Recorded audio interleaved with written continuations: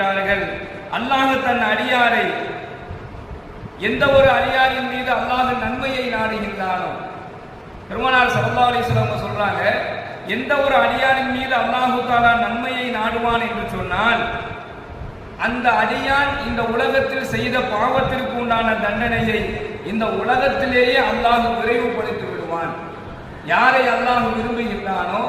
யாருக்கு அல்லாஹ் தஆலா நல்லது செய்ய வேண்டும் என்பதாக நாடுகின்றானோ அந்த மனிதனுக்கு அவர் இந்த உலகத்தில் செய்த பாவத்திற்கு உண்டான தண்டனையை இந்த உலகத்திலேயே அல்லாஹ் தஆலா விரைவுபடுத்தி விடுகிறார். யாருக்கு அல்லாஹ் நன்மையை நாடவில்லையோ, நாயகம் ஸல்லல்லாஹு அலைஹி வஸல்லம் சொல்றாங்க,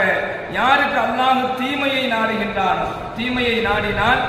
அவன் செய்யக்கூடிய பாவத்தை கொண்டு அவனுக்கு இந்த உலகத்தில் எந்த விதமான வேதனையும் அல்லாஹ் கொடுக்க மாட்டான். அவன் எவ்வளவு பாவம் செஞ்சாலும் சரி, எவ்வளவு பாவமான காரியங்கள் செய்தாலும் சரி,